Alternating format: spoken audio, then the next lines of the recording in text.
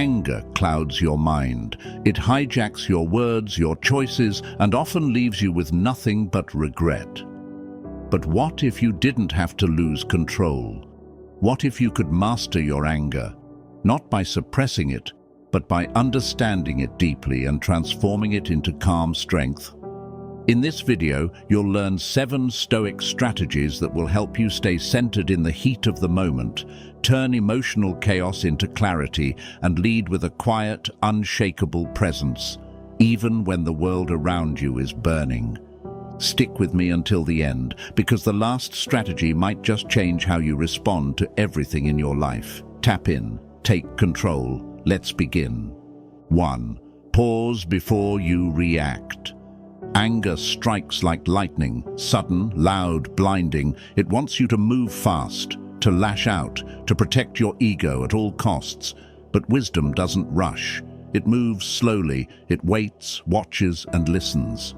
Most emotional outbursts happen in the first 3 seconds after a trigger. 3 seconds, that's all it takes to damage trust, to say something you can't take back, to act in a way that doesn't reflect who you truly are. That's why one of the most powerful skills you can build is the ability to pause. Not forever, just long enough to breathe, to notice what you're feeling without becoming it. That brief pause becomes a doorway, a space between stimulus and response. And in that space, you reclaim control. You remind yourself, I am not my first reaction. I am not the chaos I feel inside. I am the one who chooses what comes next. This is where real power begins, not in suppressing anger, but in observing it, understanding it, and refusing to let it take the wheel. The next time someone pushes your buttons, don't push back immediately. Pause, breathe, step back from the heat, then respond, not with force but with clarity. That isn't weakness, that's strength, that's leadership. That's what separates those who are ruled by emotion from those who rule themselves. 2. Know what's in your control. You can't control what other people say. You can't control their mood, their actions, their judgments, or their chaos. And trying to, that's a battle you'll never win. The more you chase control over things outside yourself, the more powerless you feel. Because every time your peace depends on someone else behaving a certain way, you hand your power over to them. But there's a truth that brings freedom, one the Stoics lived by. The only thing truly in your control is you, your thoughts, your choices, your response. When you focus on what's beyond your reach, you waste energy, you stress, you spiral. But the moment you return to yourself, to your breath, your body, your posture, your next step, you become grounded again. That's where strength lives. In that small, often overlooked decision to choose your response instead of reacting blindly. Life will always test you. People will disappoint you. Plans will fall apart. But your power isn't in controlling the storm. It's in how you carry yourself through it. Come back to your center. Ask yourself, what is mine to manage right now? What can I do with what I have from where I stand? That simple shift, from external chaos to internal clarity, changes everything. That's how you move from feeling helpless to feeling powerful, from being tossed by life to standing tall in it. 3. Don't trust the first emotion. Don't trust the first emotion. It may feel loud, urgent, unquestionable, but that doesn't make it true. Anger, for example, is often just the bodyguard, loud and aggressive, but only there to protect something softer underneath. Maybe it's fear, maybe it's pain, maybe it's disappointment you haven't fully admitted to yourself. That's why reacting to your first emotion is dangerous, because it's rarely the full story. It's a flare, not a compass. Instead of taking that first wave at face value, pause and investigate. Ask yourself, what's really going on inside me right now? That question opens a door. It shifts you from being a prisoner of your emotions to becoming a student of them. Suddenly, rage turns into reflection. You begin to see the layers. you begin to understand what you're actually feeling, not just what rose to the surface first. And from that place of understanding, you gain clarity, you gain choice. You can respond in a way that's aligned with your values, not just your impulses. You can speak from truth, not from noise. And in doing so, you protect your peace, not by ignoring your emotions, but by understanding them. 4. Delay the outburst. When emotions are high, silence is strength. In the heat of the moment, everything inside you screams to react, to fire back, to prove a point, to make them feel what you're feeling. But that urge to explode isn't power. It's instability disguised as control. So pause. Say nothing when you're boiling. Write the message if you must, but don't send it. Type the angry email, but don't hit send. Let the draft sit. Let your nervous system reset. Because what feels powerful in the moment often looks foolish in the morning. That rant, that insult, that snide remark might satisfy your ego briefly, but it costs you your integrity, and the regret that follows can't be undone. So hold your fire, walk away, breathe, sleep on it.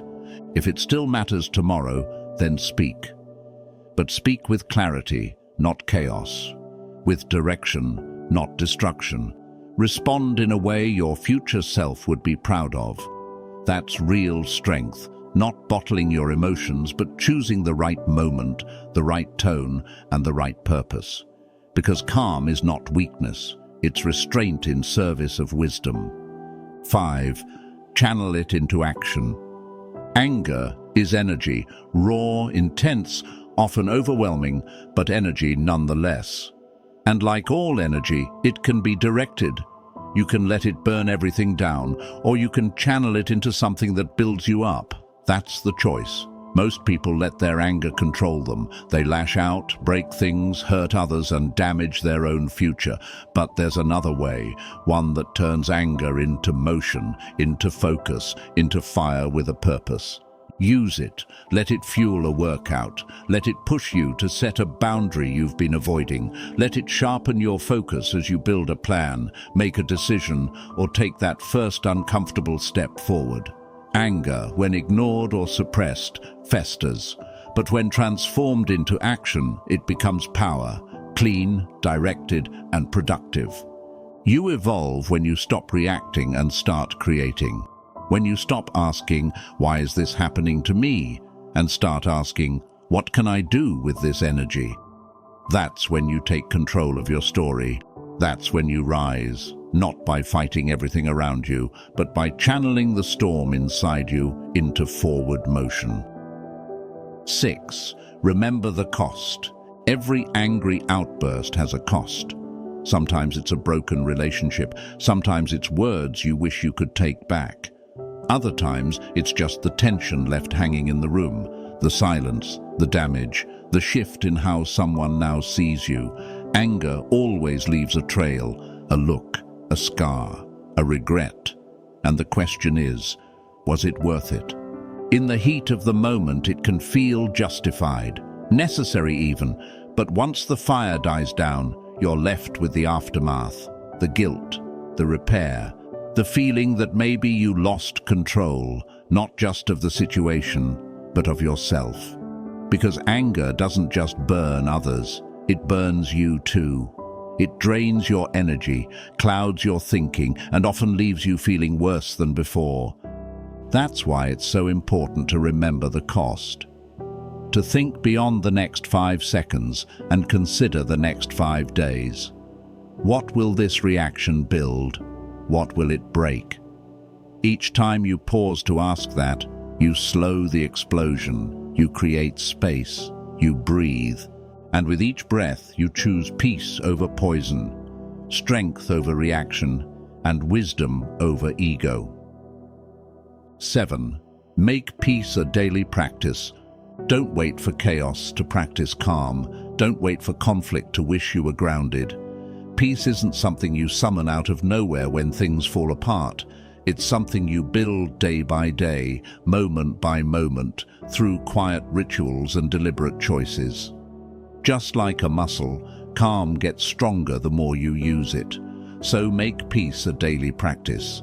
Start your mornings in silence. Journal your thoughts, not to fix them, but to understand them. Go for a walk without your phone. Breathe, reflect. Create space in your day that isn't filled with noise. These small habits may seem ordinary, but they shape the way you meet the world.